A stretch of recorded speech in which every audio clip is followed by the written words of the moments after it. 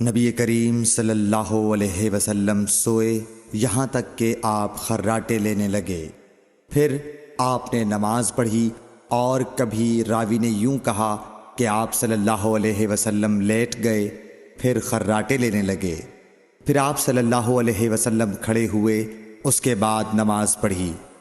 پھر سفیان نے ہم سے دوسری مرتبہ، ابن عباس رضی اللہ تعالی عنہ کہتے تھے کہ ایک مرتبہ میں نے اپنی خالہ ام المومنین حضرت میمونہ کے گھر رات گزاری تو میں نے دیکھا کہ رسول اللہ صلی اللہ علیہ وسلم رات کو اٹھے۔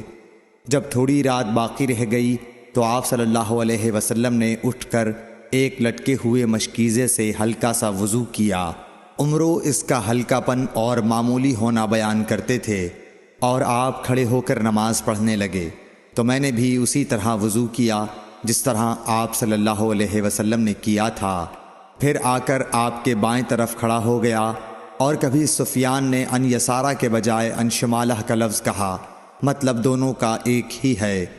پھر آپ صلی اللہ علیہ وسلم نے مجھے پھیر لیا اور اپنی داہنی جانب کر لیا، پھر نماز پڑھی جس قدر اللہ کو منظور تھا۔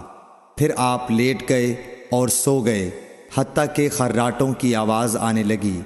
پھر آپ کی خدمت میں مؤذن حاضر ہوا اور اس نے آپ کو نماز کی اطلاع دی۔ آپ صلی اللہ علیہ وسلم اس کے ساتھ نماز کے لیے تشریف لے گئے۔ پھر آپ نے نماز پڑھی اور وضو نہیں کیا۔ سفیان کہتے ہیں کہ ہم نے عمرو سے کہا، کچھ لوگ کہتے ہیں کہ رسول اللہ صلی اللہ علیہ وسلم کی آنکھیں سوتی تھیں، دل نہیں سوتا تھا۔ عمرو نے کہا، میں نے عبید بن عمیر سے سنا، وہ کہتے تھے کہ انبیاء علیہ السلام کے خواب بھی وہی ہوتے ہیں۔ پھر قرآن کی یہ آیت پڑھی، میں خواب میں دیکھتا ہوں کہ میں تجھے ذبح کر رہا ہوں۔